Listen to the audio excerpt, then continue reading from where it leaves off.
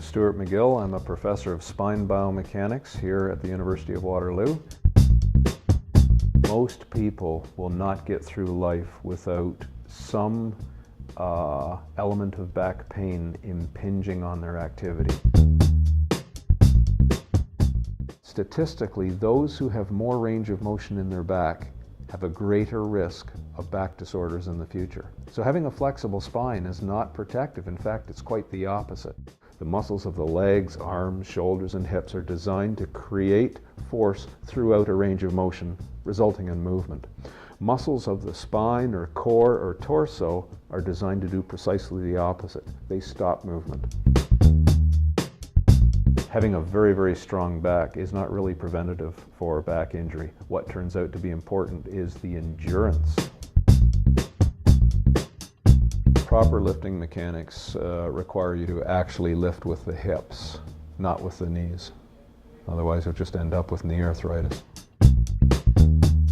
We're just going to slide our hands down the thighs and go down a little bit more and grab the basket and then slide it up your thighs and pull your hips through. This idea of drawing in your belly to activate a muscle called transverse abdominis when you're performing exercise is highly problematic, and it's a myth. When you measure the role of that muscle and the ability to stabilize the spine, you do not want to suck it in. You simply stiffen the abdominal wall. So the stir the pot exercise requires the feet to be quite wide. She's stiffening, controlling through this part of her spine, and now she's just going to swirl her elbows around in circles. We call this exercise stir the pot. We're going to spend time, just flex your spine and extend your spine, finding that neutral position here, which is lowest stress for her back. At that point, she stiffens her abdominal wall. Then she's going to extend opposite arm and opposite leg, moving about the hips and the shoulders. She'll hold that posture for about 10 seconds. We release the cramp by having her sweep the floor with her knee in her hand and back out again, with all motion taking place only at the hip and the shoulder. So we're going to increase the value of this exercise. She's going to make a fist and co-contract and stiffen her arm all up through her back, which brings up her upper back here. Then she's going to challenge the different neuromuscular compartments in her back by drawing squares. She's going to square, just small squares. Square out, down, across, and up. Out, down, across, and up.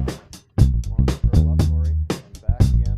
And what she's doing is flexing her spine like this, stressing the posterior part of the annulus, which eventually, if she does enough of them, will cause the damage that we see here, namely a disc bulge.